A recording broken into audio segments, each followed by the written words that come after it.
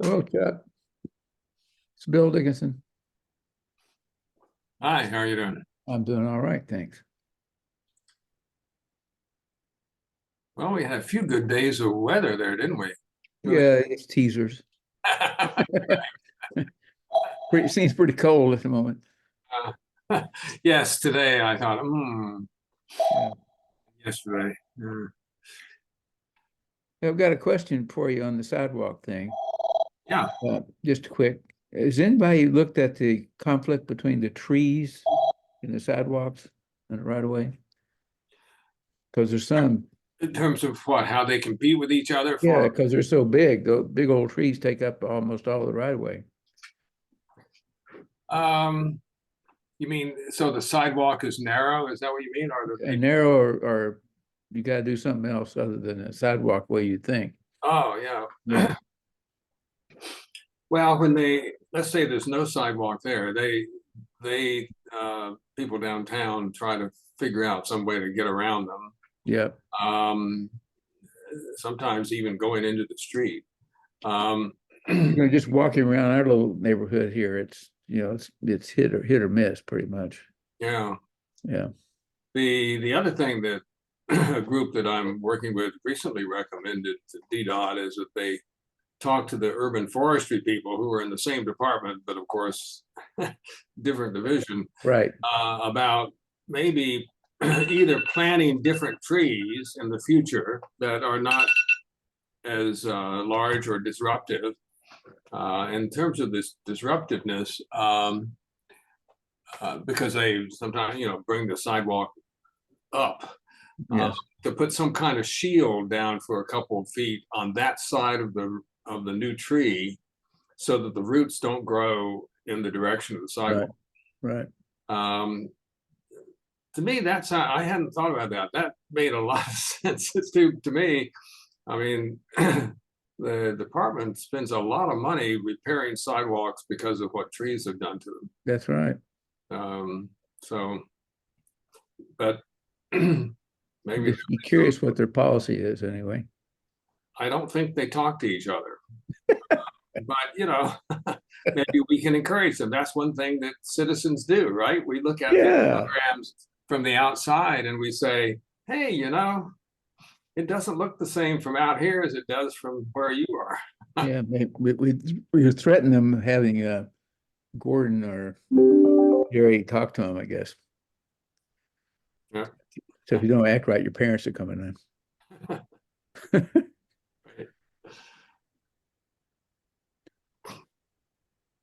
How are you, Derry? I'm well. Trying to get the camera I'll right? get my camera just right Yeah, here. because you're on candid camera, no telling what. Yeah, well, that's fine. Yeah, remember that show, Ken, or the Oh yeah. Yeah. candid camera? I thought that was always funny. Sometimes a little mean, maybe, I guess, but Yeah. Now we live in candid camera because everyone has a camera. Yeah, right. Yeah. Or two or three. Well, the police have learned that in a big way, haven't they? In terms of they're no longer out there on their own. Probably good news. Yep, I think it doesn't hurt to behave as if you're on candid camera the whole time when you're out in public space. Very true.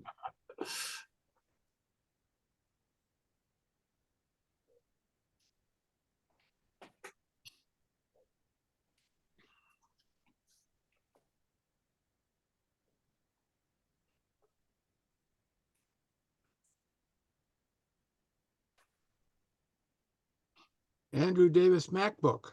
That's the one. Let me get that changed real quick. That's pretty old. Mr. MacBook, yes, Mr. right. MacBook. Davis is my middle name. Right. Oh, no, last name there too. Yeah. My wife Betsy and I share a Zoom account, and it's often confusing about when there's only one of us there about where's the other one. Well, it's funny because I'm actually on an iMac. So when I set up this iMac, it came from my MacBook and just stuck with that name somehow. I'll figure this out one of these days. Hey, George, nice to see you. George? Yep, George. Hi, Quentin. Nice that you're on. Thanks for joining us.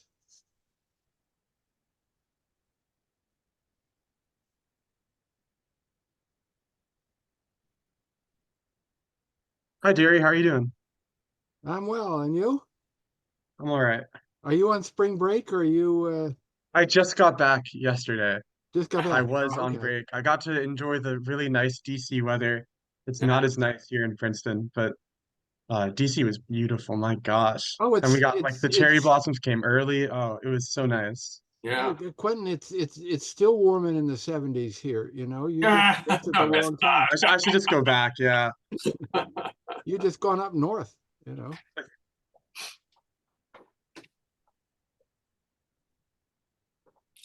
Well, my grandson is interested in coming to Princeton. You recommend it? Oh yeah, it's awesome. I mean, it's very hard. It's a lot of work. I think the other Ivy League schools have a little bit of a policy of grade inflation that Princeton does not have. My freshman writing seminar teacher told us that he thought no one would get an A, and he was right. No one got an A. My B plus was the highest in the class. Oh, They boy. get they're very tough about deadlines and work and all of that stuff. But I'm learning a lot, so it's a trade-off. But it's Yeah, a really nice school. It's a beautiful campus. It's a nice place to be in relation to like DC and New York. It's just like sort of in the middle. So, and it's not too far from anything. yeah. It's pretty great. Yeah. So how'd you like How old Bickham? is your grandson? He's rising. Let's see. He's a senior now, so it's a matter of where he goes next year. Where does he go to school? Is he in DC or? He's no, he's in Ohio. Oh, His mother, my daughter, teaches at Kenyon College. So oh, I have so friends at Kenyon. so his brother's at Yale, and so he's gotten into Yale, but I think he's thinking the same thing I thought about with my brother. I don't want to go to the same school my brother goes to. How old's his brother? He'd be a couple of years ahead. Yeah, I get that. I get not wanting to go to the same school as your brother. Yale's really nice. Every now and then, I think I maybe should have gone to Yale, but I've heard they're a lot easier up there, and I've heard that their parties are more fun. But I think Princeton's fun enough for me. I don't know, but I'm coming from like a homeschooled background, so the bar's a lot lower. If I went to a normal high school, maybe I would think Princeton's very lame. I'm Ready going to suggest to go? that I'm going to suggest that we get started. It's 1:05. There are a couple people who told me that they would be getting on a little bit later. But out of respect for everyone's time, I think it's probably a good idea to start. Um, uh, uh, you all have the agenda, Nick. Were you able to get that? Are you able Yes. to follow along? Um, uh, we're going to talk about half a dozen different ANC3D priorities that ANC articulated in January, and update on some of our favorite topics, including New Mexico Avenue in Arizona, um, and then talk about oversight and budget hearings. Um, at Are there, Chuck, do you have anything you want to just say generally before we get started? No, I don't think so. Thank you. Okay. Anybody else have any general announcements or questions or things you want to add to the agenda? Hearing none. Oh, sorry. Yeah, So go ahead. I would like to add two things at the end, if that's possible. One about the trolley trail and one about Reservoir Road. Trolley Trail and Reservoir Road. Okay. And I don't have the agenda. And I I see. forgot to post them this time. I apologize. I'll look for it and send it. Let's see, do I have your email? I think I probably do. Hold a second.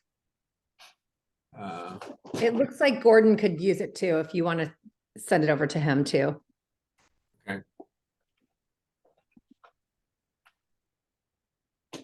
Okay. Well, while Chuck is doing that, why don't we just jump right I in? don't think I have your email. address. So put it in the chat, would you? I'll look for it there.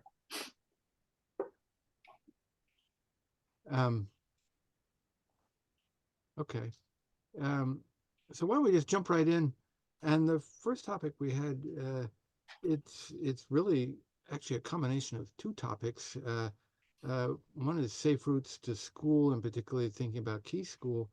But part of that is a discussion about possible use of some new software called District Engage. And Tricia had agreed at our last meeting to take the lead on this. So do you want to start, Tricia?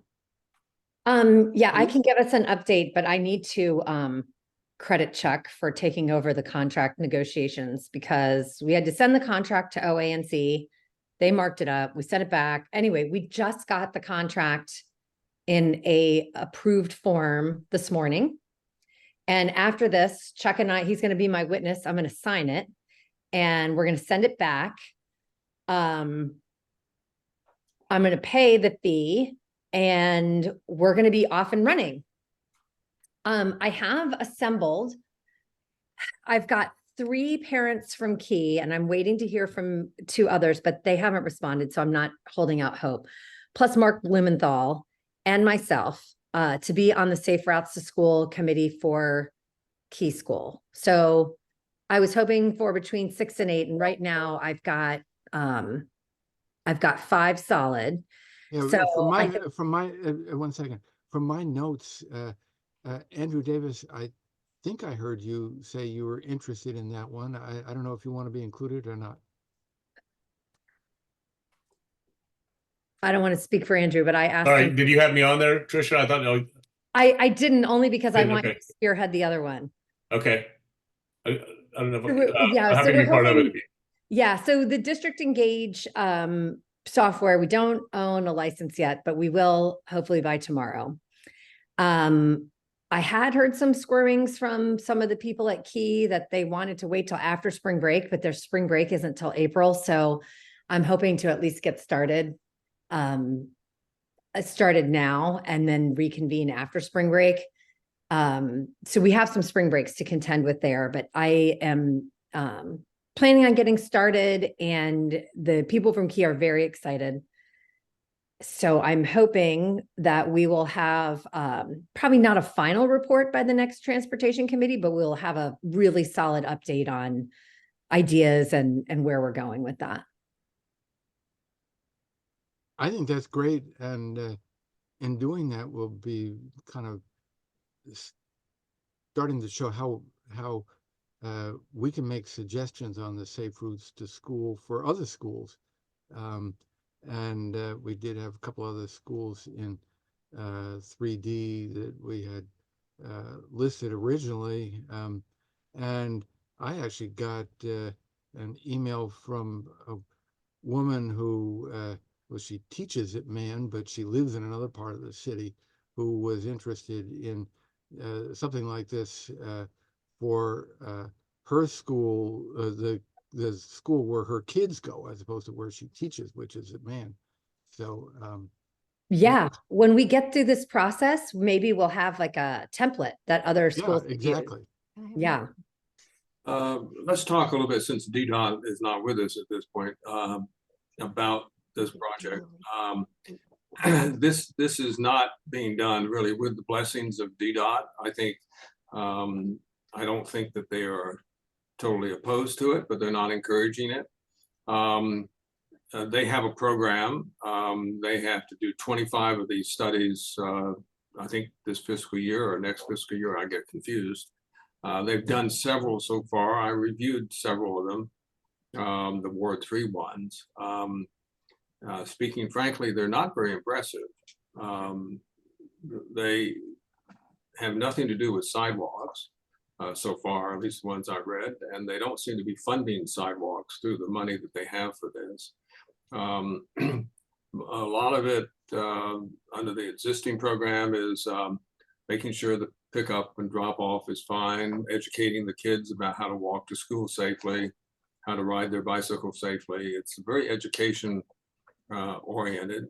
I guess I'm hoping for a little bit more ambitious report. We need to think of it as a draft report, because if we make it sort of final in some way, it may be seen by DDOT as not just an input to their process or something. I don't know. We need to be careful about the politics of it, is I guess what I'm saying.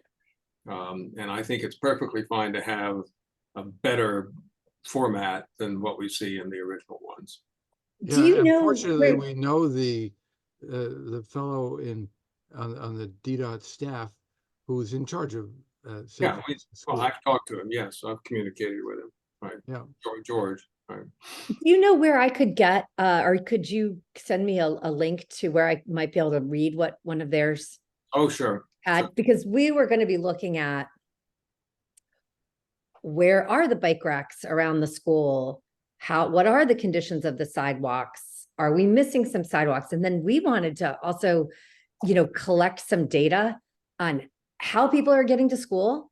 And if things were different, how would they get to school? And I know that's harder to judge, but we're hoping to come up with with polls and surveys for the key school community to really engage in.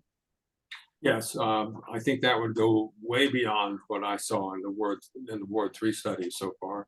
And when I asked George what were the best ones to read, he said, "Oh, the Ward 3 ones are good. They're written primarily by a contractor." Okay. That doesn't mean it's good or bad, but we can do better. We just have to be careful of the politics in terms of not telling DDOT how to do theirs, and not assuming that they're going to pay any attention to our report, et cetera, et cetera. It's the normal situation. I was thinking at the end, it might be a sort of a multifaceted to-do list. Like some of our requests might be 311. Then we might be able to lobby the sidewalk priority list to get some of those things like put up.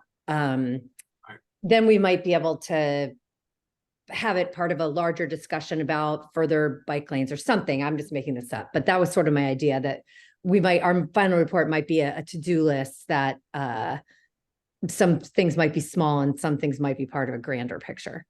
Maybe just speaking about this, and we can talk later, and both as a group and individually, but maybe calling it a community report, and maybe not even calling it Safe Routes to Schools, might be, find a name that doesn't look like we're trying to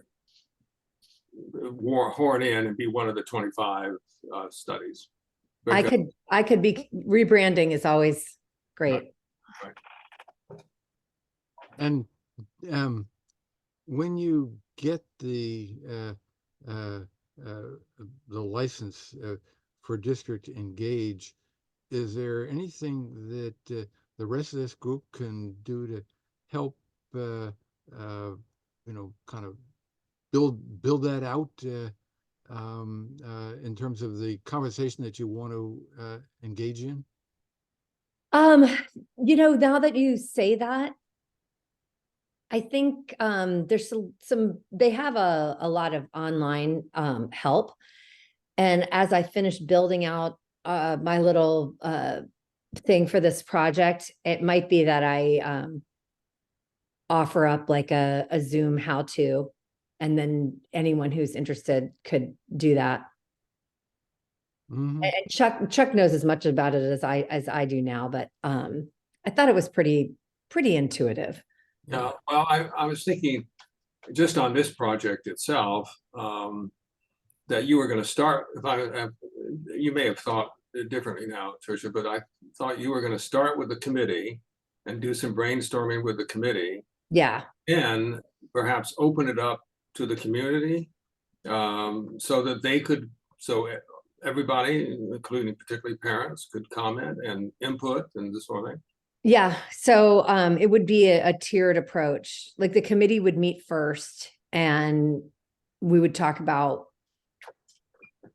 what our what we wanted to measure. Certainly any polls or surveys we did on how people get to school, that would be part of the larger key community. So that's a little fluid, but yeah, thought it was going to be used by the committee first, and then part of it would be to the larger community. Yeah, part of the need here is for us to all get used to using the software, the application, and I think doing that in the committee first and getting a feel for it, and then slowly, having it spread out. And so at a certain point, I see this committee as helping to really publicize people's participation in the project by making contributions. And Tricia, as you think about setting up that committee, you may want to get a co-chair who is, somebody active in the PTO.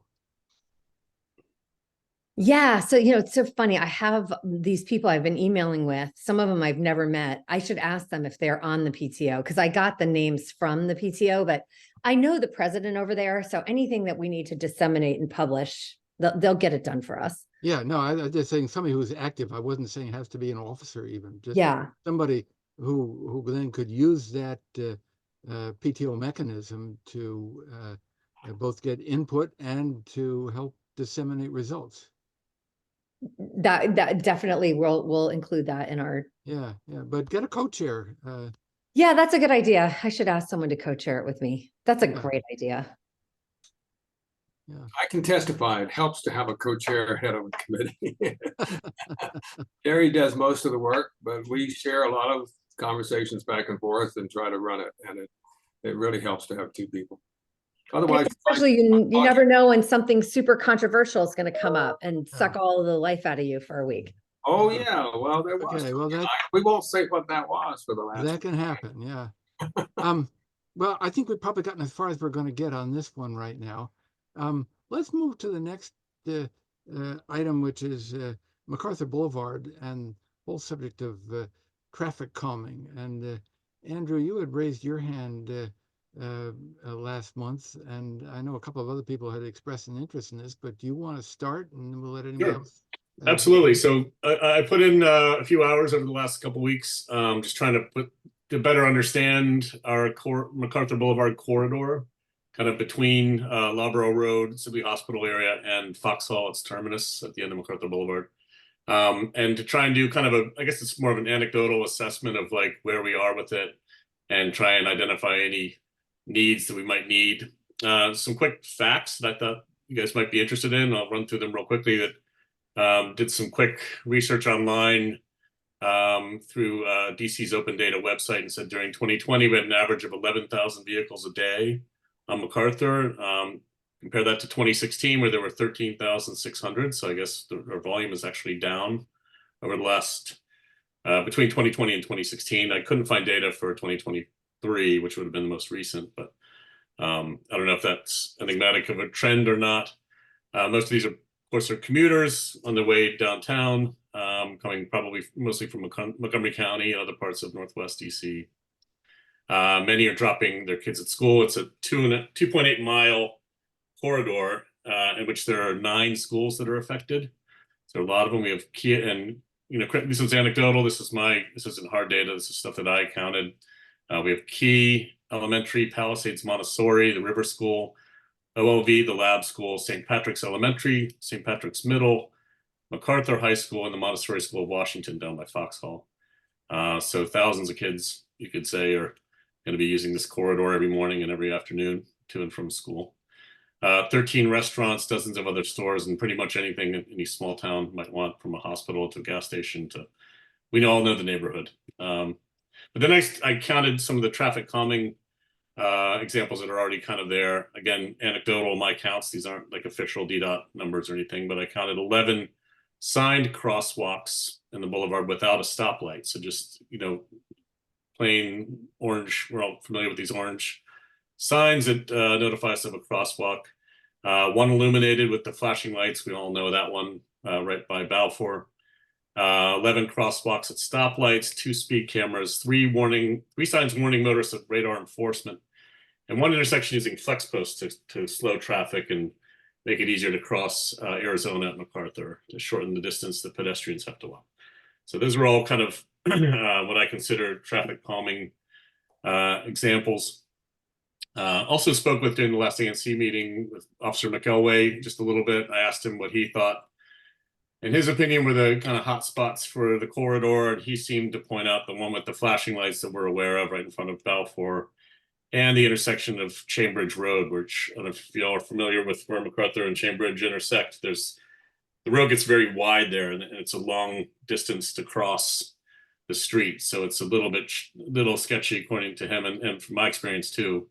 It's a difficult place to cross, and it's an area where it seems like traffic kind of picks up speed a little bit where it crosses the park there, Battery Kemble.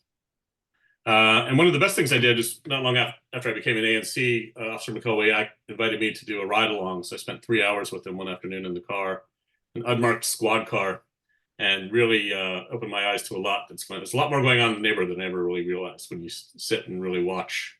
One thing we did, we sat in the median. He gave me his radar gun, which is tons of fun, and I got to clock cars directly as they went by.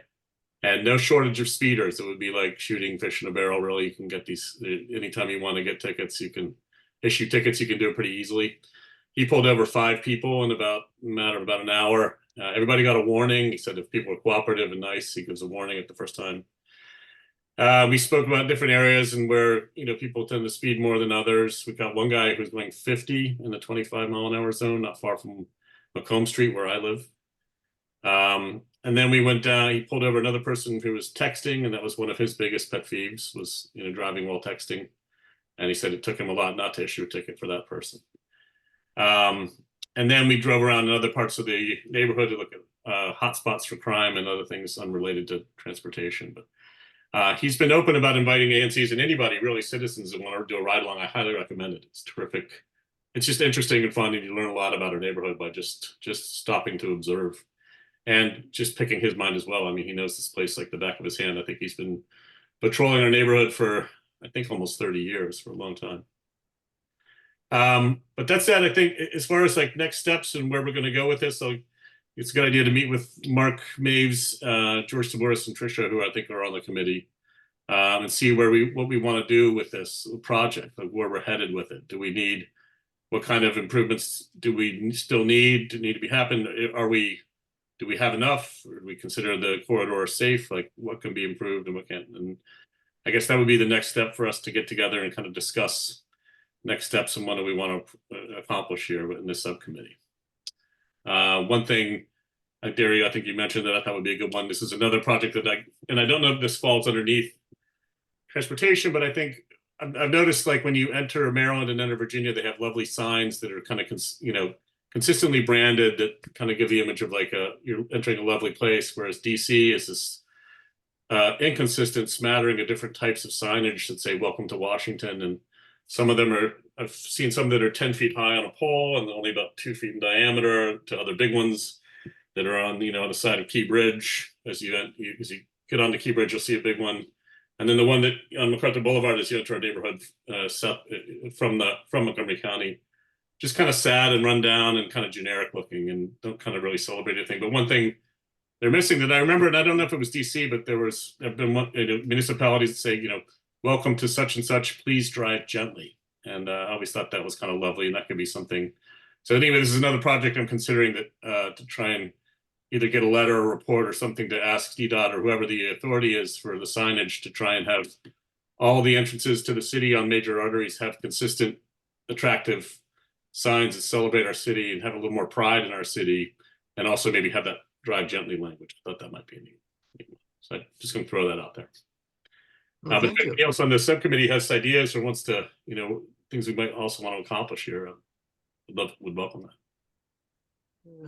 Thank you. Anybody want to add anything? Andrew, I'd like to show you this District Engage program. I just because I wanted to learn how to use it, I started to create the MacArthur Boulevard traffic calming one. Oh, great. I just faked it up, so it's not, but it will show you sort of what I want to show you, the capabilities, because I think it probably is the the right technique to try to get engagement of the rest of the community about what they think the problems are. Okay, sure. So, All right, so we get together maybe on a call or something and discuss that, or how do you? I'll be back in touch with you about it. Great. Okay. But it also struck me talking about the sign that what's wrong with a welcome to the Palisades sign that would be paid for instance, by, I'm just dreaming, it's not a bid, I guess, a business improvement. We have some kind of business group now that is funded by the city, don't we, Tricia, in the Palisades, that they have trouble figuring out how to spend their money? I just think I figured out a way to spend some of it. I know we do have the Welcome to Palisades signs on the east and west end of the corridor that Spencer had installed, wasn't it, Tricia? Yeah, so they've been there for a long time. So we have Welcome to Palisades marking on MacArthur Boulevard on either side. But if you're driving from Maryland into the city, right at the DC border on the Sibley Hospital side, there's a monolith. I don't know. It's kind of lame. Monolith is a good description. Yeah. And it's totally lame. And I think something there that might be consistent that says, please drive gently, would show drivers what our priority is. And I'd love to see like consistency where they have the same signage on each of the major arteries that enter the city. So we have kind of a branding consistency, that I just would think I think it would enhance the image of our city in the minds of people that come and go. Like Westmoreland Circle or whatever on Mass, it's just like a tiny little sign. And it's like 10 I know the feet one, high. It's really easy to it's miss. super high up and it's like 2 feet wide, and you can barely see it. Yeah. There's no real consistency in a lot of them. The ones on the bridges are very strange and kind of not a lot of effort went into the design. But anyway. Andrew Heimer, nice to see you. Oh, yeah, Didn't sorry, think you were gonna be able to make it today. That's popping great. in and out here. Anyway, so back to the more transportation issue at hand, which is MacArthur Boulevard. And thanks, Andrew, for the report. I did a police ride along a long time ago when I was in law school. It was definitely worth doing. Somewhat different community with probably more serious issues than high rates of speeding. Not that that's not a serious issue. So it strikes me there's a couple things going on with MacArthur. One is sort of the general lack of safe driving that occurs, sort of the speeding kinds of problems that are throughout. And I don't think enforcement's getting it done, right? I mean, we can set up speed cameras. We all know about how Marylanders can ignore those tickets. Officer McElwee can only do so much. He can only stop so many cars at a time. I mean, the shooting fish in a barrel. Unfortunately, the barrel's huge, but he can only grab one every 20 minutes or whatever, and then they still may not pay. So I think we need to think more broadly about other mechanisms than just enforcement. And I know we are. I think specifically on the Chain Bridge intersection, that strikes me as something that could more easily be addressed through modest modifications to the roadway. I mean, this is, I'm not going to pretend to be, well, I guess I have pretended to be a traffic designer with the bike lanes, but it strikes me, I agree. It's wide there. It does seem to be a place where after people have gotten through the lights at Dana Place, it's like, ooh, here's an opportunity to pick up speed and get past whoever's blocking me, whatever it may be. This happens to me on my bike all the time. There are narrowing techniques. We've seen flex posts in places. I know DDOT is reluctant to move curbs because of drainage issues. It's more expensive. But, I would think there might be some simple treatments that could help to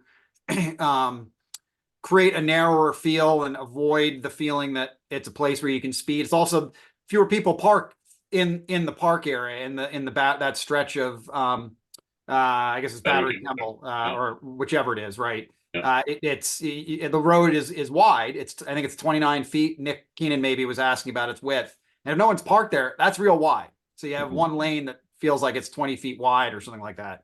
So maybe some basic treatments like they've used elsewhere that would channelize the traffic a little bit more might be helpful and keep the speeds maybe a little more modest.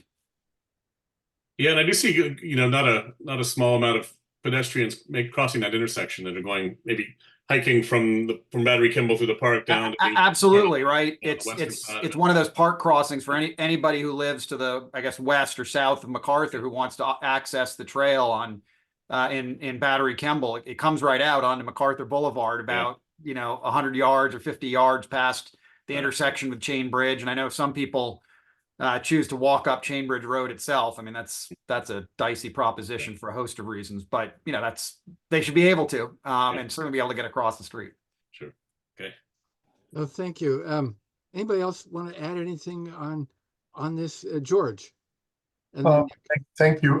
One other potential source of information is the Vision Zero database of incidents.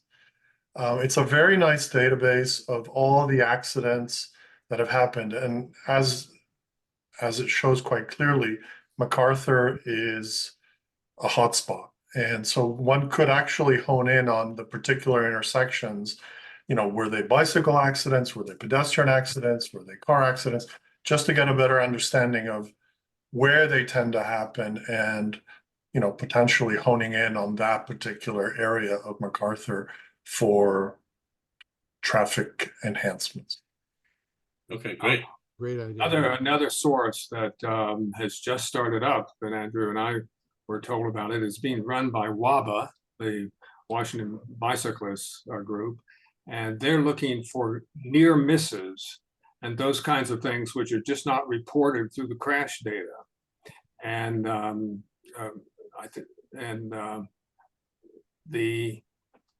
some of us have suggested they add more pedestrian aspects to it, but we have to go for a few months before it really pays off. But pretty soon we'll be able to access that as well. Mm-hmm. And Nick. Yeah, I just following up on what Andrew was saying, that not only is MacArthur incredibly wide where it crosses Battery Kimball there, but the sidewalk is incredibly narrow. And particularly where the old schoolhouse is, the steps of the schoolhouse protrude into the sidewalk and make it just a couple of feet wide. And what I would love to see is taking some of the road there and making the sidewalks better. I'd like to see a lot of that on MacArthur.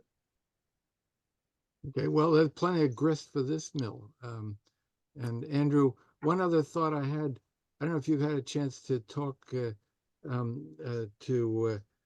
Jack Wells of this committee.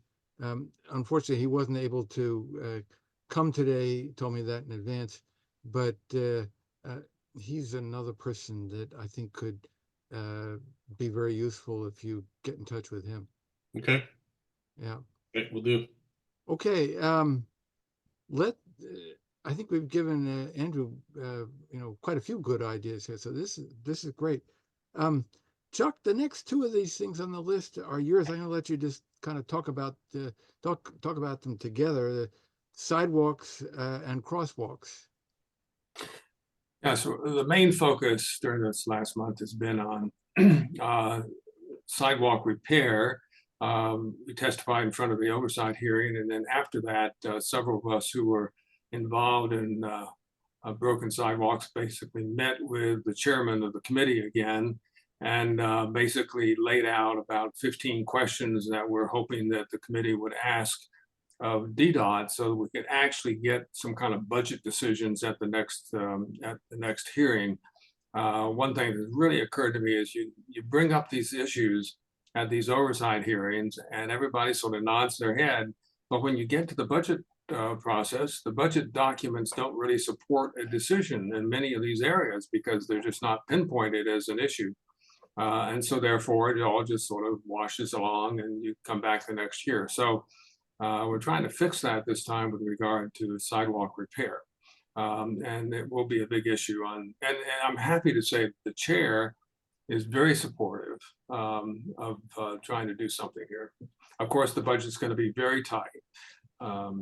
So one of the things that our little broken sidewalk group is working on is primarily Capitol Hill people I'm working with, is trying to show, if it's true, and we think it is so far, that DDOT redoes sidewalks that don't really need to be redone. And so they're spending a lot of money on building, essentially replacing slightly damaged sidewalks with brand new sidewalks for long stretches. And in her testimony, Kirschbaum the director made it clear that the department favors investment in essentially new sidewalks, repaired sidewalks, because they last 30 or 40 years, as compared to repairing them, which only last a few years. And of course, to my point of view, that's ignoring the public health issue about the fact that people are tripping on these sidewalks and going to the hospital, et cetera. And the department doesn't have any data on that. And so apparently doesn't think it's a very big problem, or doesn't think it's as big as a problem as I happen to think it is, to be fair to them. So anyway, that's the broken sidewalk. On the new sidewalk, I think you're all aware that we sent in a letter to Karen McAllister, who had asked for our input on what the criteria should be as they revise the criteria for new sidewalks. And I think we had a letter that will be helpful to the department. I have not followed up with her yet, but I plan to do so to see whether it's helpful and if there's anything else we could do. On the crosswalks, this is one of the things I raised a couple of times with the committee, but nothing ever happens with it. It's one of those examples. It just seems to me that we have fading sidewalks, crosswalks. And a crosswalk is really a very important visual indicator for both pedestrians, but particularly drivers, that there is a potential pedestrian there. And I think when you notice people crossing in something other than a crosswalk, you sometimes have trouble seeing them. I mean, you sort of expect to see them in the crosswalk, but you don't expect to see them jaywalking.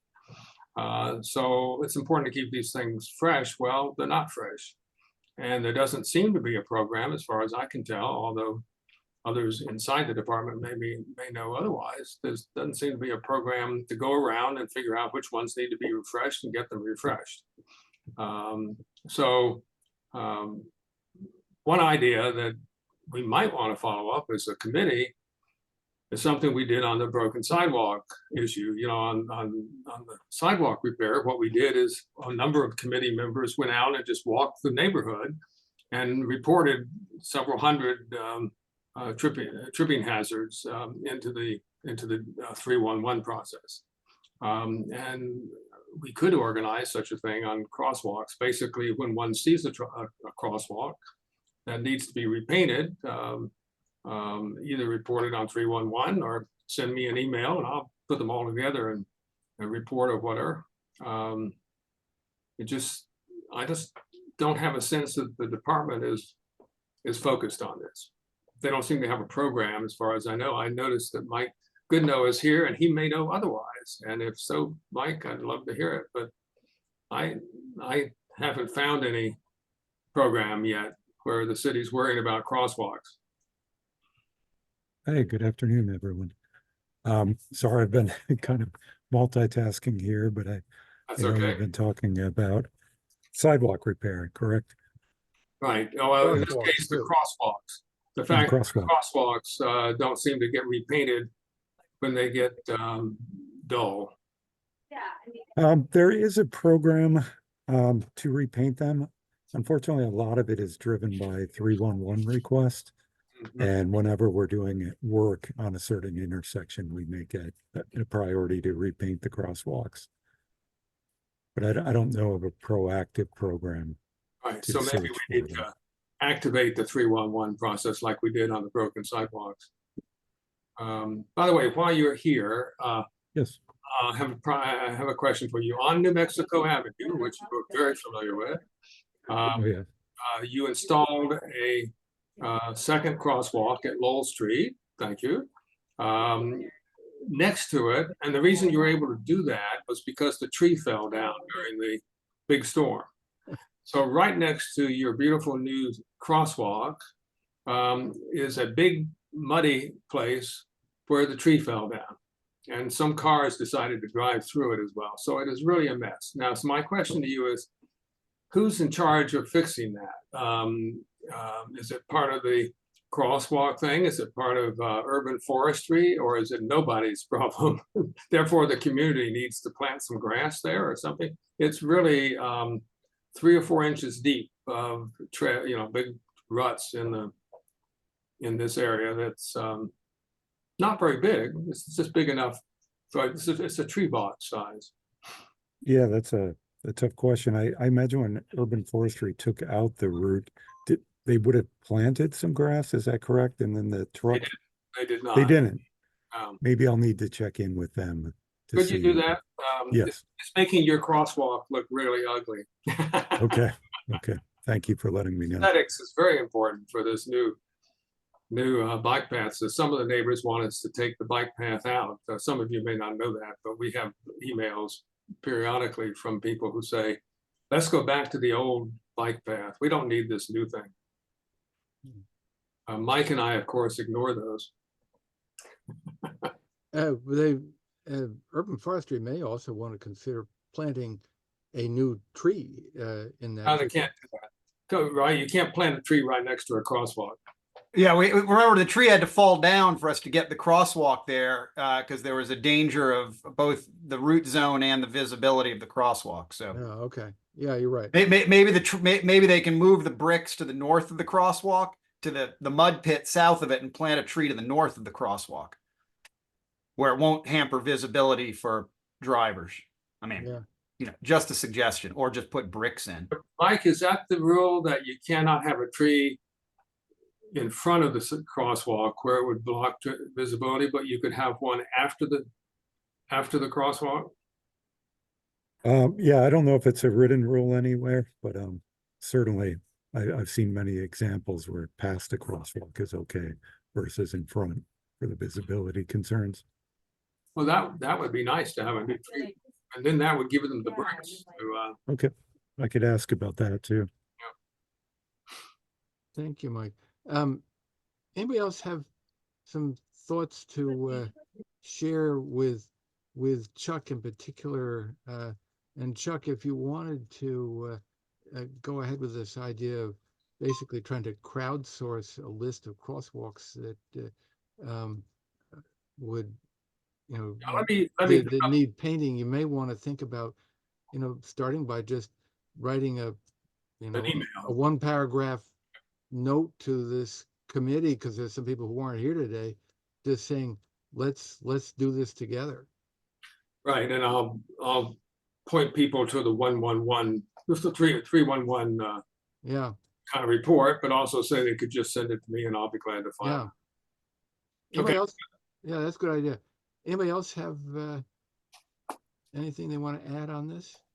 There's a crosswalk that's not, it's not a repainting thing. At least I don't know. I haven't, like, when I walk across it, it's not, I don't look down and see if it's, because I know it's been there for a while. I don't check to see if the painting's good, but it's on Mass and Albemarle, I guess.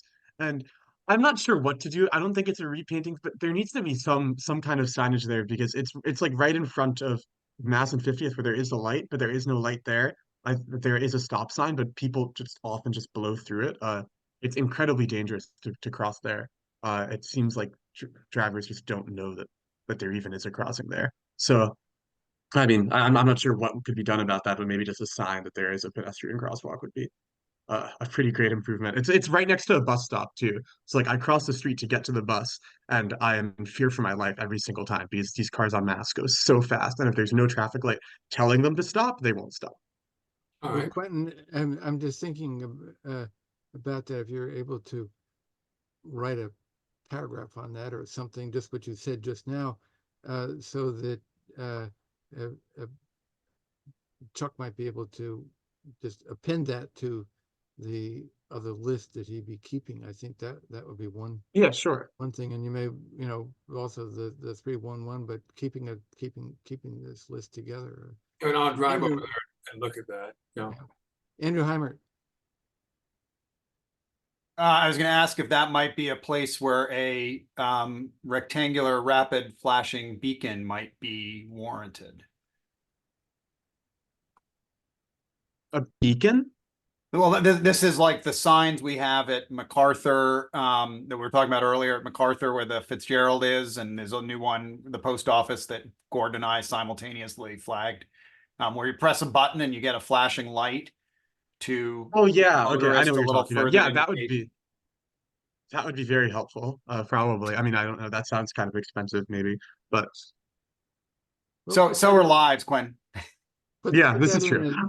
Quentin, put that in as an I option. flagged the location I think you're referring to, but I'm not sure. I believe that's right near where you This live, is so. exactly what I'm talking about. Yeah, it's the there aren't that many people who like turn on. Oh, there's a do not enter sign. Okay, that makes sense. But yeah, the right where the AU bus is on Google Maps, the crosswalk right there. It's just it's not. Is there a stop? Wait, I don't see a stop sign. No, there's no. Only on Okay, the so there's cross no street. stops. Yeah, There's no it's stop just a sign on crosswalk. Mass Ave. Yeah. There is a pedestrian sign, but Yeah. it isn't having any effect, right? Where's the pedestrian? Oh, is it back there? Well, I mean, Quinn, I don't know if everybody else is getting the same picture I linked, but I had a picture southbound, and at the bus stop, there's a bus stop right before, I guess that's Albemarle Street, and there is a yellow pedestrian Okay, crossing yeah. sign there. I'm talking more about the crosswalk right after it on the Oh, I opposite see. side Okay, of Albemarle, the where there second is no. one. But I Okay. guess there is a pedestrian sign on the first one. Yeah. Yeah. And that's the one, I guess it depends on which bus stop you're referring to. So Yeah. if you're coming northbound on Mass Ave, I see that bus stop there. And if you were looking to cross to the west side of Mass Ave, you would use that first crosswalk, likely use it. Okay, Yeah. well, good. Chuck, I think we've given you a bunch of input on both the sidewalks and crosswalks here. So thank you, everybody. Let's go to stormwater. George? Sure, thank you. I guess I can give like a status update on this. There were three issues on stormwater that we've been sort of tossing around. One is the maintenance of the bioretention facilities. The second is the bioretention facility proposed for Rockwood Parkway, which we don't like. And then finally, Dale Carla and the flooding. On the maintenance of the bioretention facilities, I testified at the oversight meeting of the DC committee a couple of, was it 10 days ago or something? And my testimony was attached to the materials that Darius circulated. I did my bit. I'm not quite sure, just judging from I was listening in to other people testifying. I'm not sure if anybody took note. It didn't seem like there were very many people on the dais. There were just like Charles Allen was there and maybe one more council member. So I did it. They were very polite. They said, "Oh, thank you. This is all very interesting." They moved on to the next person. Maybe that's the way it goes. Maybe somebody took note. Maybe somebody actually read the testimony with all the pretty pictures. I don't know. That being said, perhaps a more relevant session is the upcoming budget testimony on the 29th. Essentially, what we were asking for is money for this program to sort of take shape. Right now, they build, they plant, the plants die, and then there's no money or interest in sort of keeping them alive or replanting them if that's what's needed to be done. I signed up. Unfortunately, I'll be out of the country. Tricia graciously agreed to speak on this issue during her testimony. So hopefully the budget testimony will be a more relevant forum for somebody to take note and actually earmark money for this project going forward. That's my hope.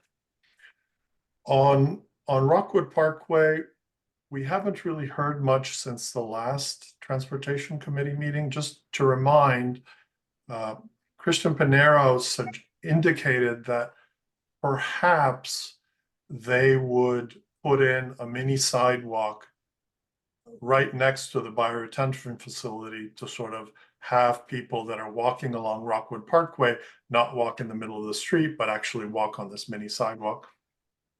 He said it was something they were thinking about.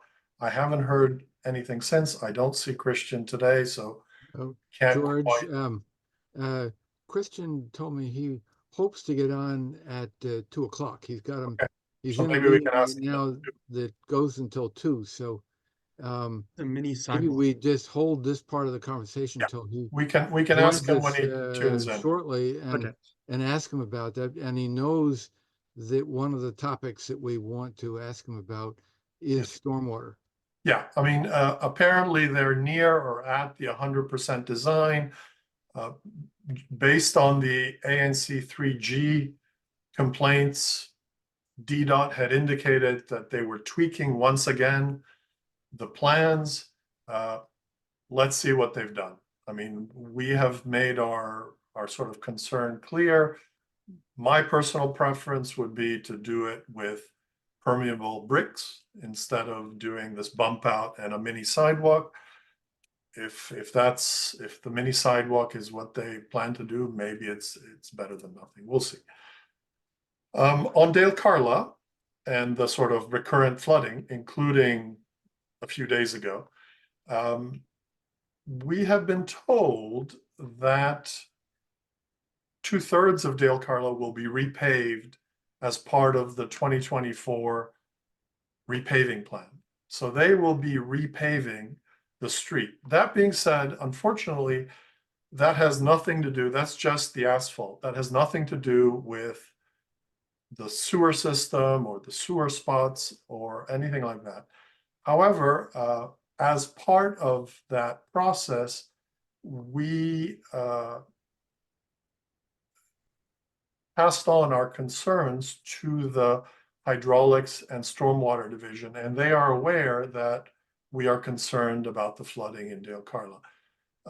We have yet to hear back, and maybe we should actually try to find out specifically which person in that division we should be talking to get them to go look at this issue and sort of give us an assessment of why is it that Dale Carla floods all the time and what can be done about it. George, do you know what the construction that's going on near there is right now? The culvert, which is this big pipe that they've put under Dale Carla so that the water from uphill can flow downhill, is There's a actually stream finished. there, I just yeah. saw they had cleaned up all their trucks and their signage and everything, and presumably that is done. It has nothing to do with stormwater. It's actually an uphill, downhill kind of pipe that allows water from the east side of the street to flow to the west side of the street, from the uphill to.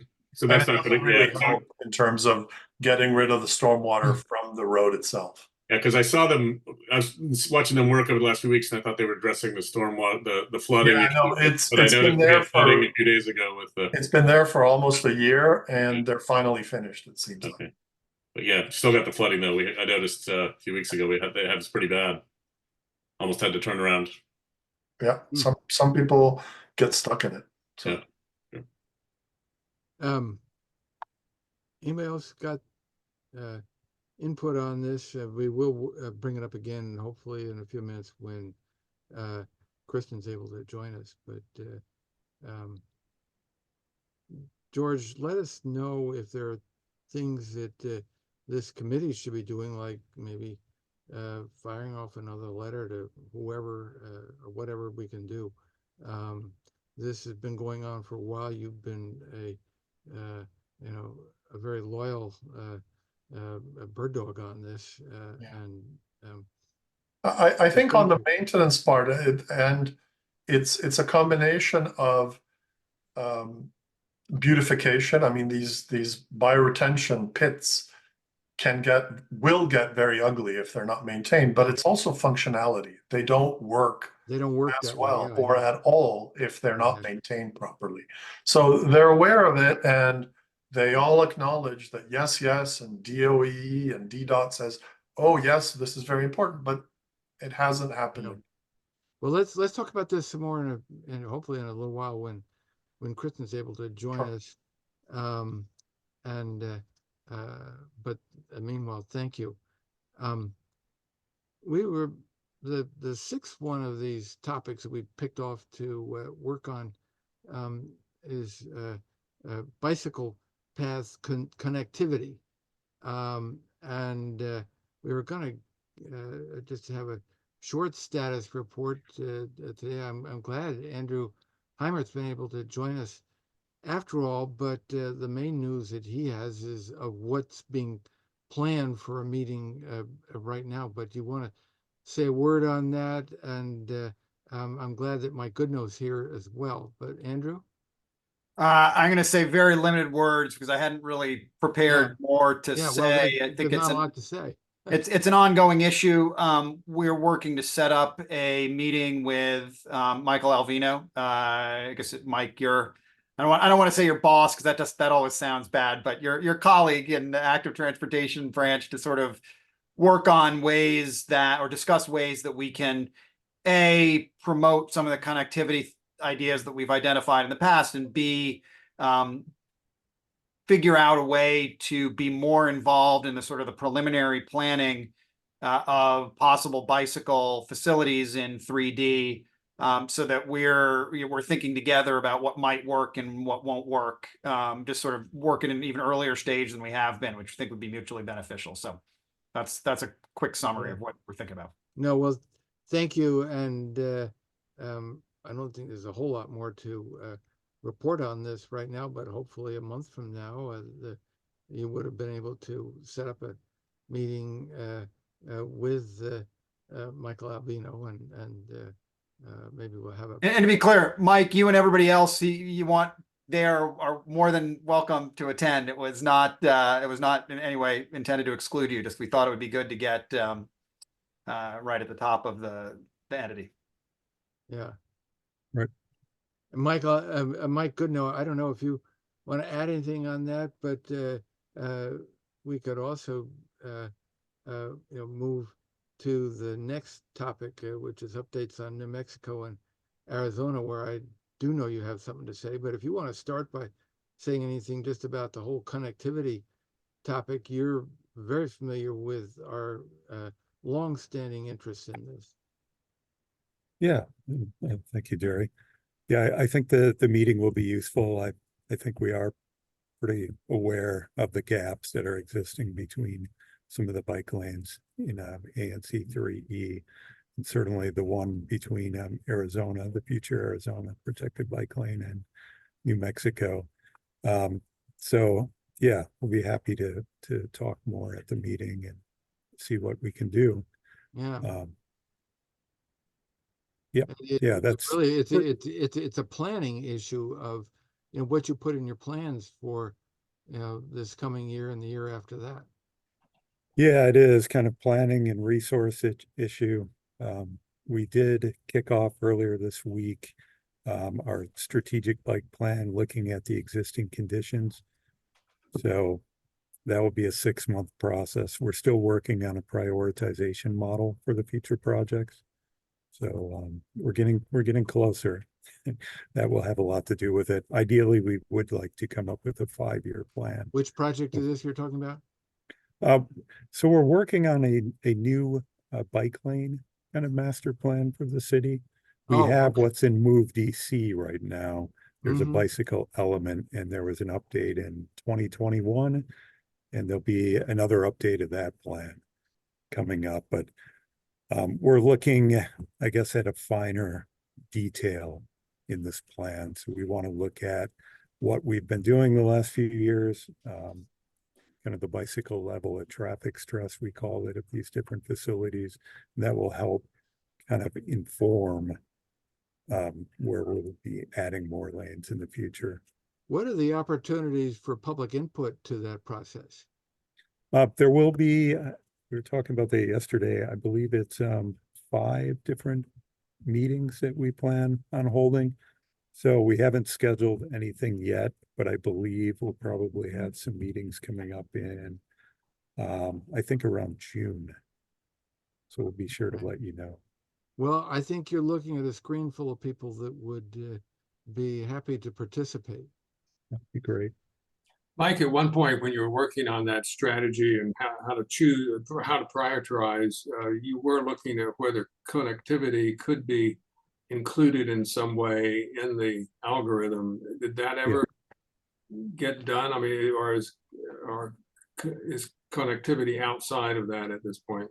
No, that is one input, and we're getting closer. We're having another meeting on Friday. We have a colleague in our performance management division who's very good with geographic information systems and other programs. So he's developing this model that's plugging in all these inputs, and hopefully we'll have something to share with everyone pretty soon. It just keeps taking a bit longer than we initially thought.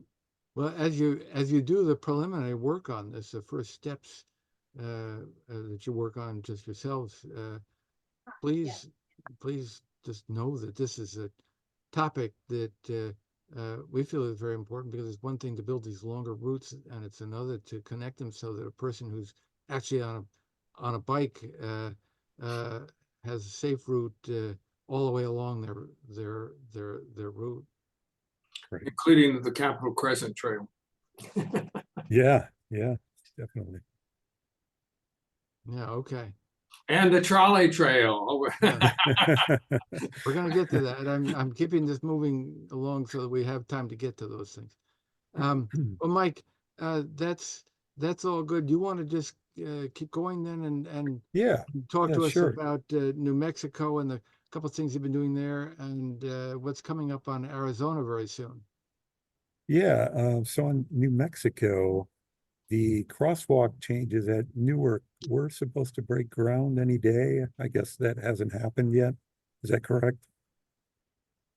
Okay, so I'll need to check on that again, but I heard it was scheduled. So expect that coming very soon. Embassy Park Drive, moving back the parking so it doesn't conflict with the visibility of people exiting the driveway. I've been working a lot with Christian on that. Some signs removed, some markings removed, but not all of the signs. So we did create a work order to have that done, and I've heard that the crew will be doing that hopefully any day now as well. And when Christian jumps on, he might know a little bit more about that. But otherwise, there are some flex posts that need to be installed too, behind the bike share station over there on 44th.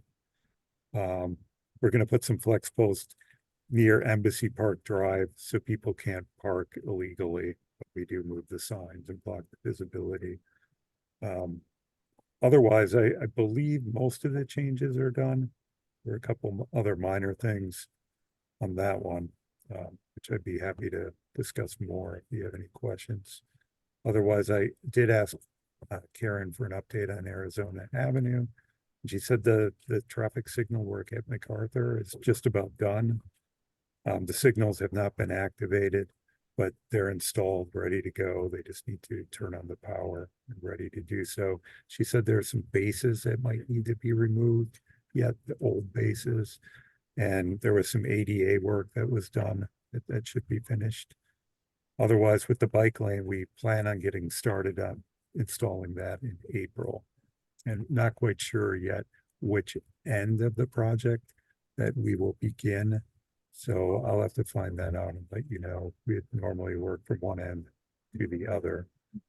But then that should only take a few weeks to install.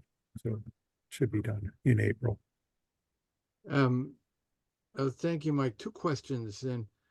First, actually, the first one is not so much a question, it's just a thank you. I understand you've begun the process to get the small group together to do the evaluation study of New Mexico and that project.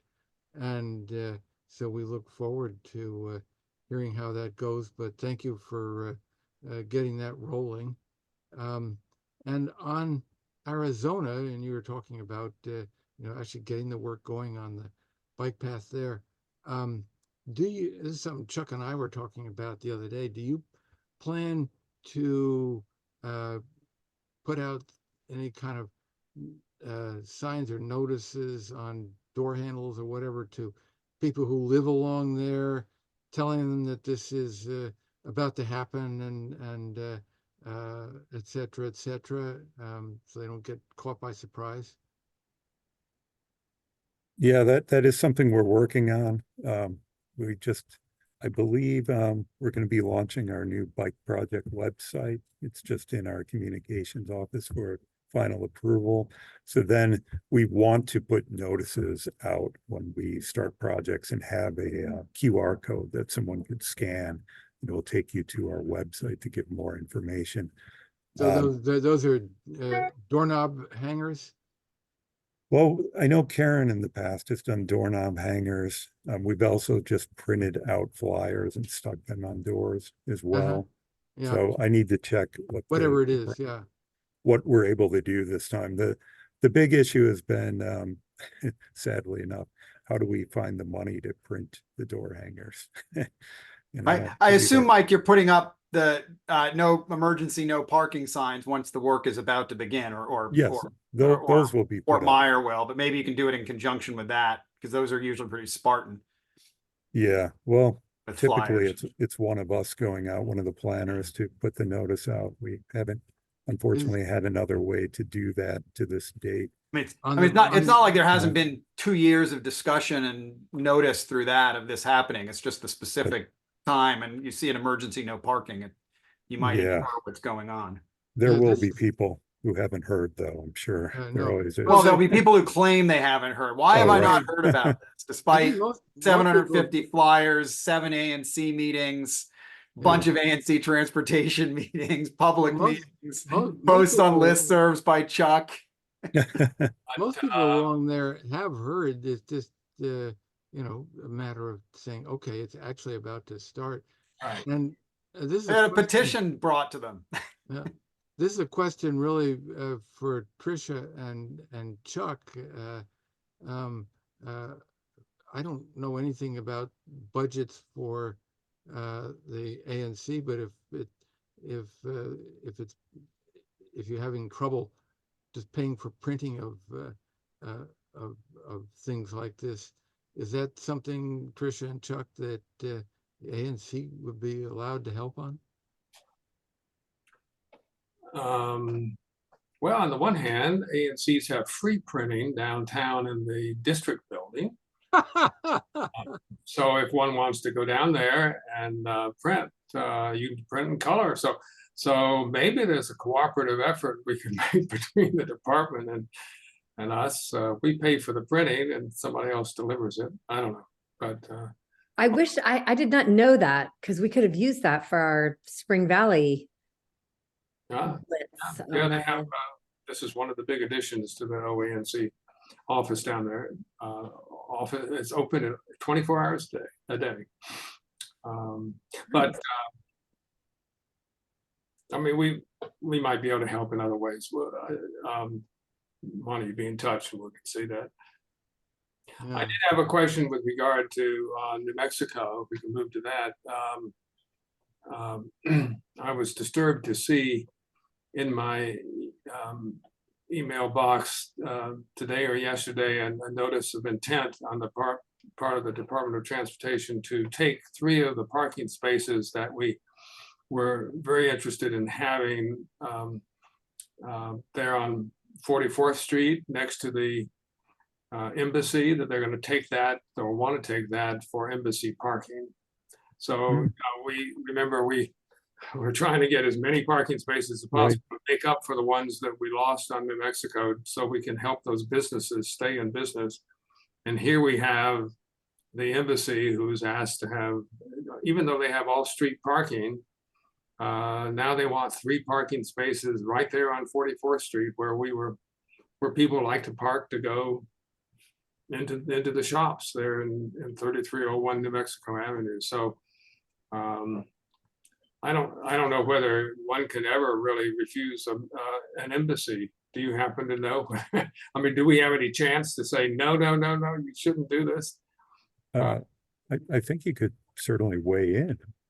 Yeah, I think. I have a big problem with the city giving away parking to a foreign government.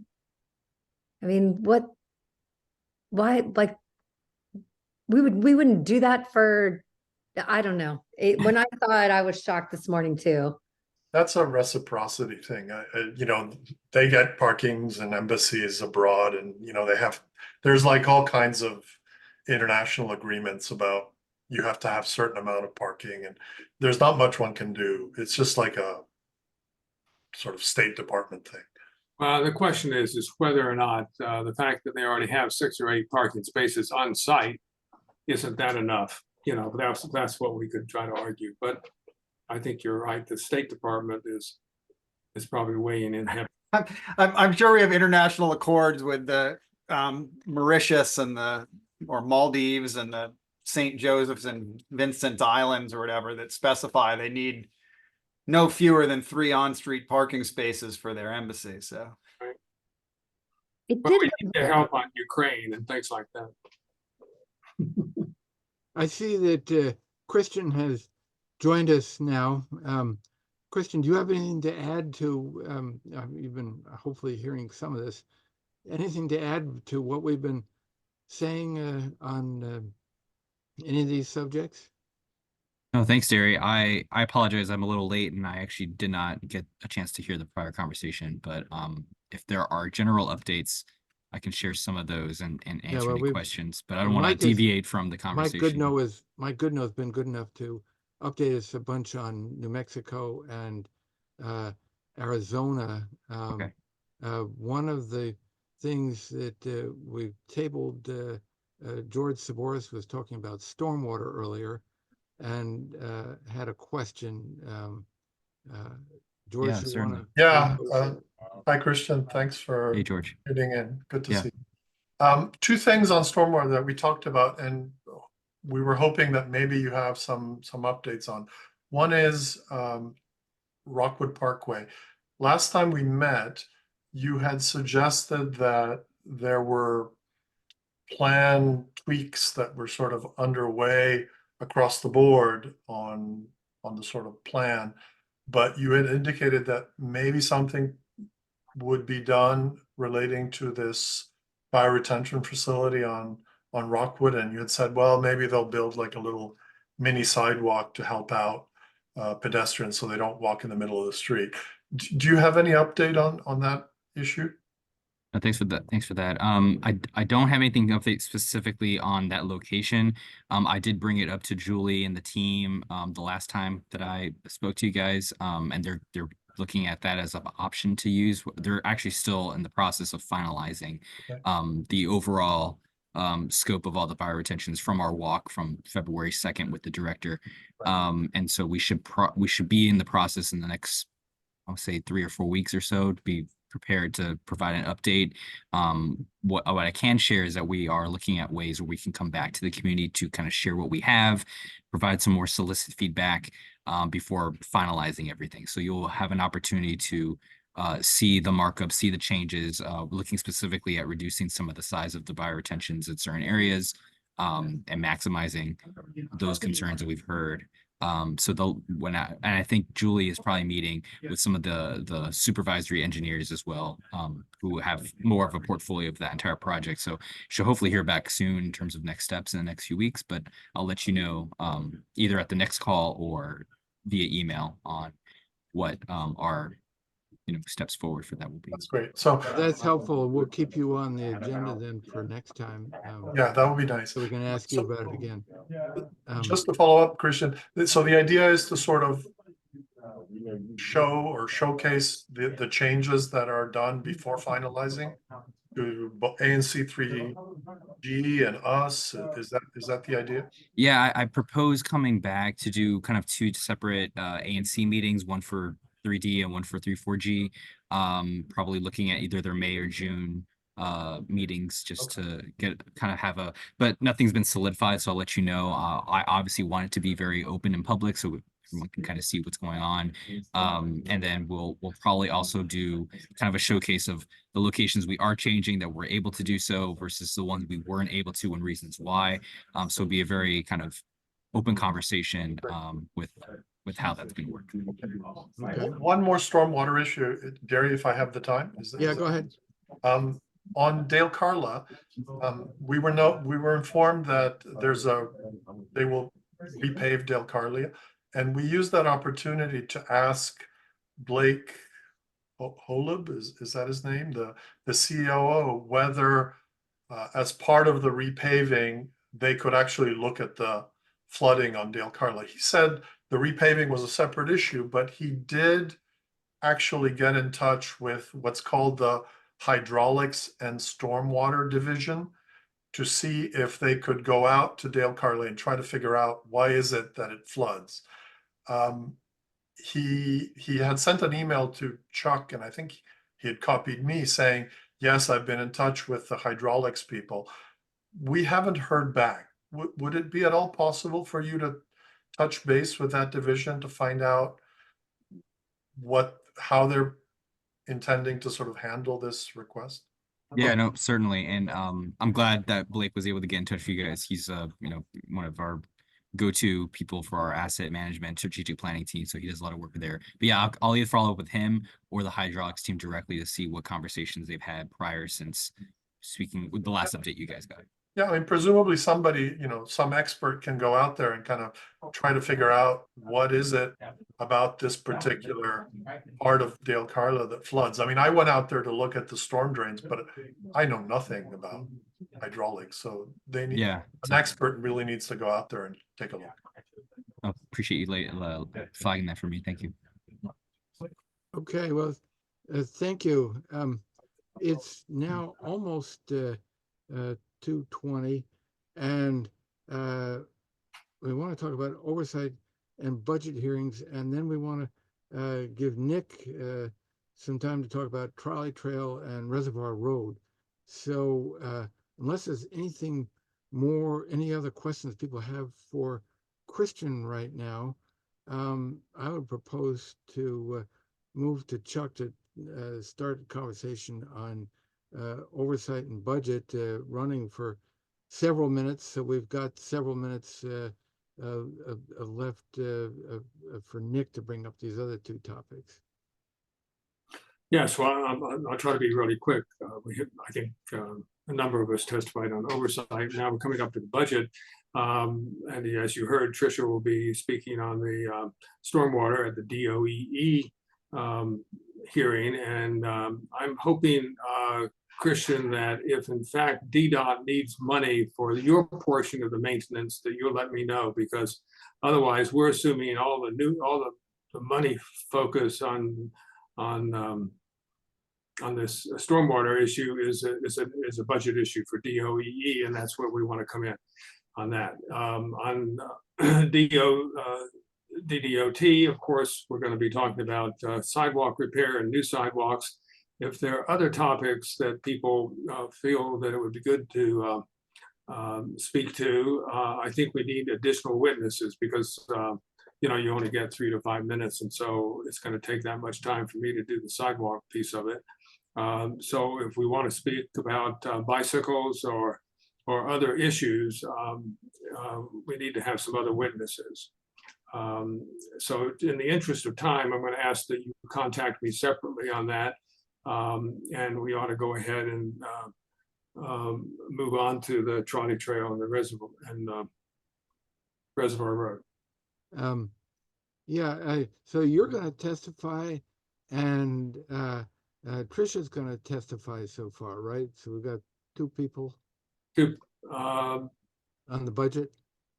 I think Tricia's going to do DOEE. I'm not sure. Were you Dean? And then you're going to talk about the DDOT. Okay. I'm DOEE. I signed up. Yeah. Okay. Okay. So right now it's just me on DDOT. So but I can only really cover the sidewalk thing. It's just time. So if people want other topics, we need some volunteers here. Yeah. Okay. All right. So Nick, we've managed to save a little time here at the end. Would you like to talk about two topics you asked to speak about? Yes, please. And thank you for saving the time. So I'm going to do the trolley trail first, and I hope this is actually quick. So last summer, I worked with Yasha, the urban forester, and the Palisades Community Association, and we got Yasha to dump, well, to have the contractors who were working for the city chipping trees to dump all their wood chips on the trolley trail. And we got the Palisades Community Association to organize volunteers to spread them. And that was incredibly successful. And I know that the trolley trail has been a subject of great controversy in our neighborhood over time. And I have not talked to a single person who was in any way unhappy that the wood chips were spread there. It has made the mud on the trail much, much better. We had no problem finding volunteers to spread it, lots and lots of eager volunteers. So Yasha's gone. I really want to do this again. I was just wondering if anyone knows, is there a replacement for him? Is there someone else I can talk to get wood chips? I will send you her name. They just hired a okay. Ward 3 person. Okay. And the wood chips that we got were from the storm. Yeah. So they were kind of local and they were chipping them as they went along. But yeah, it would be nice. I'll give you. I was going to say it's a little bit of a challenge to plan for another storm like that. We probably don't want.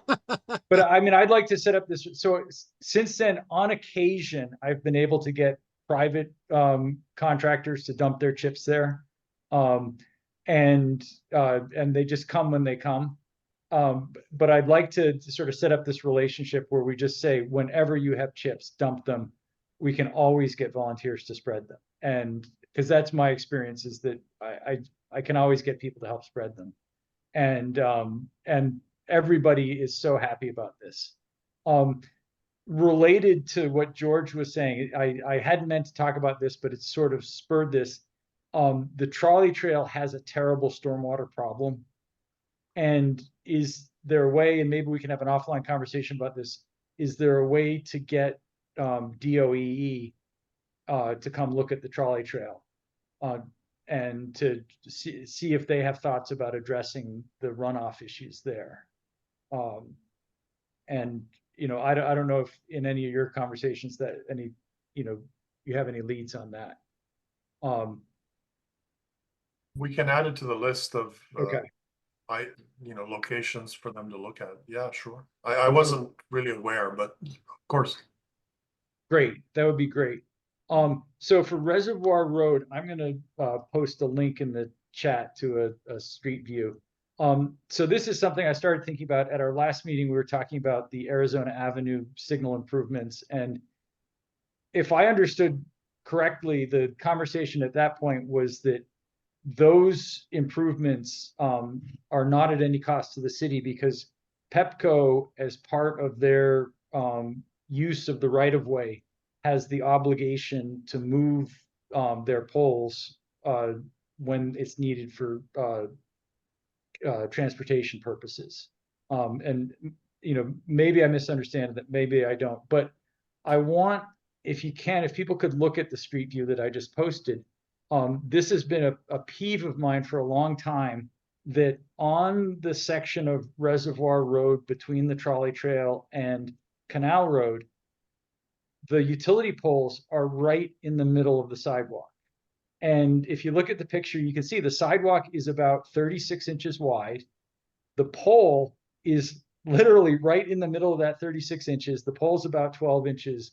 There's about 12 inches of sidewalk on each side of the pole.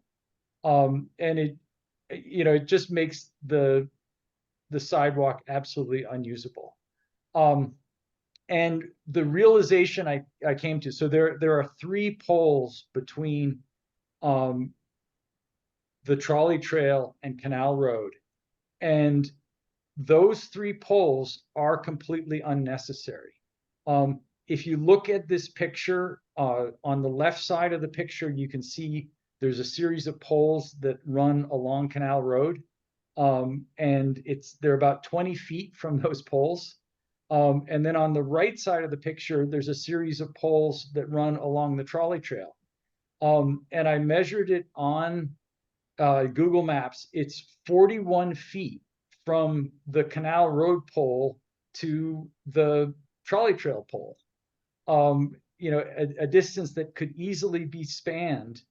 And those poles along Reservoir Road, the only thing that they do is carry wires from the trolley trail to Canal Road. They don't need to be there. And they make what is already a terrible sidewalk into essentially an unusable sidewalk. And so I would like to, you know, make the proposal of telling Pepco they need to get rid of those poles. And I'd like to, you know, find out, is that something that we can do? Have you or anybody else actually had a chance to talk to somebody at Pepco to you know, learn something about what they have to say on this subject? I have no idea like where I would even start Yeah, talking to somebody at Pepco. I'm not your you know, person to tell you that either. I don't know. I just wondering, before we would make a proposal, if we did a little bit of background scratching around, so that any request that we made was you know, an informed request. I have no idea what those wires, you know, what they're carrying or what have you. So Right.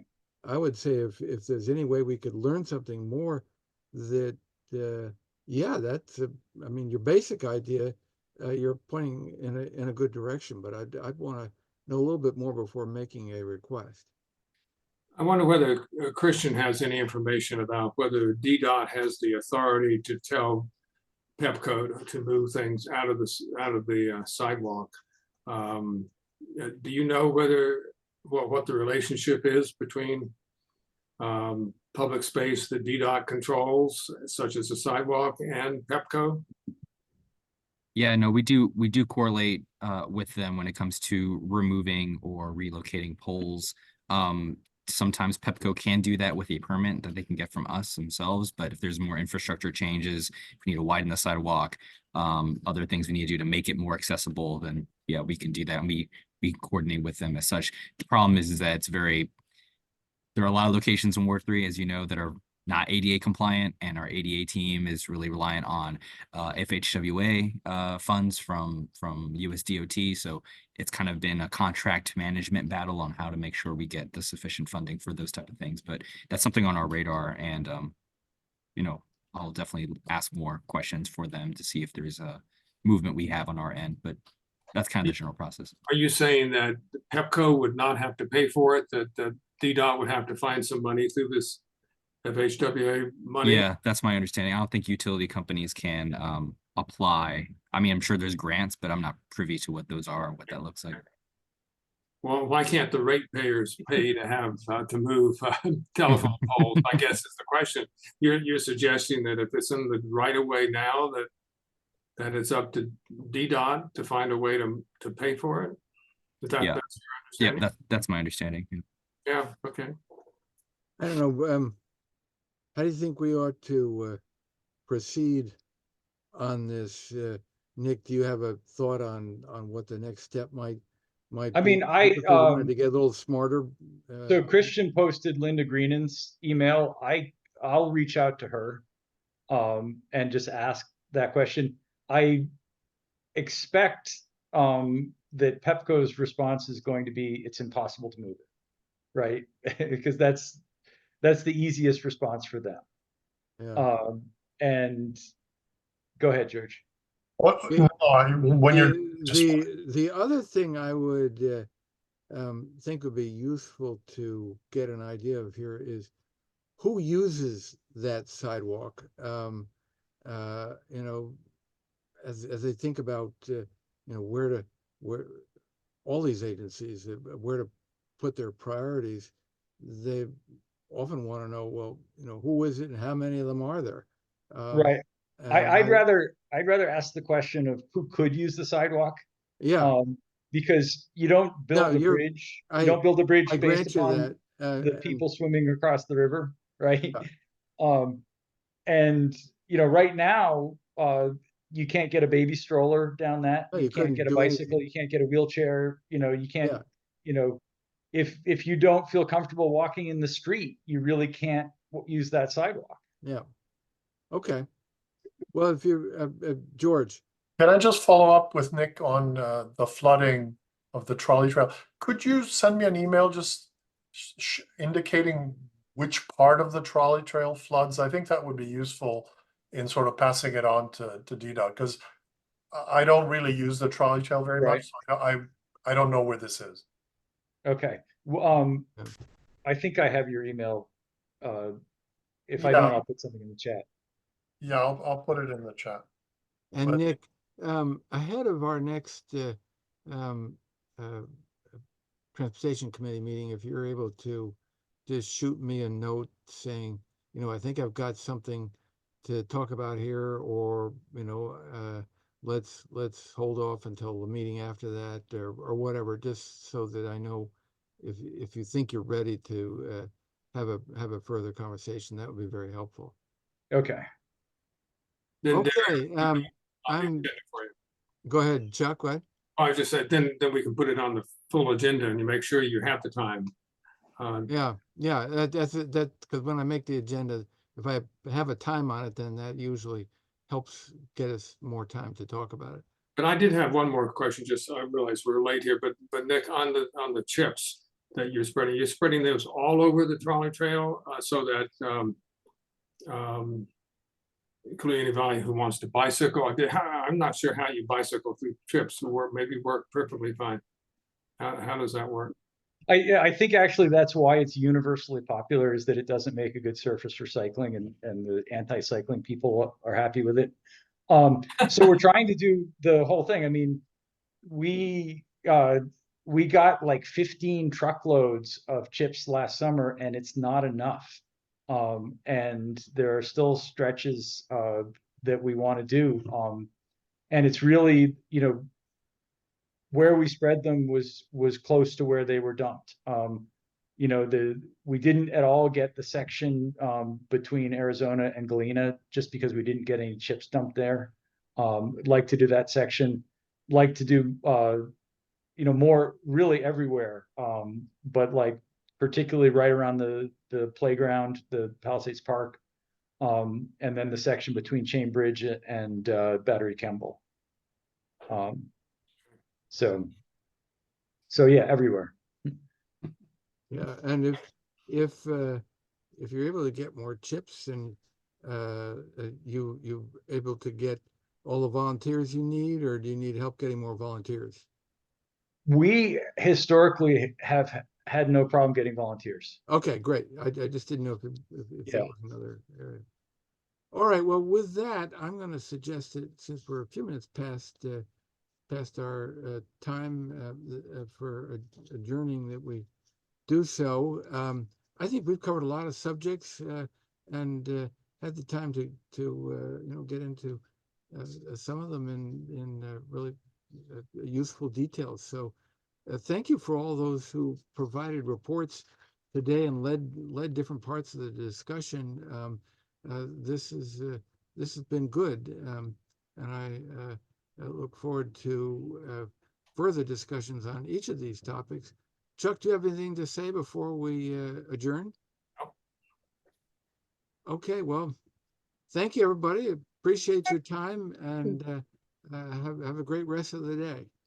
Thanks. Thanks, everyone.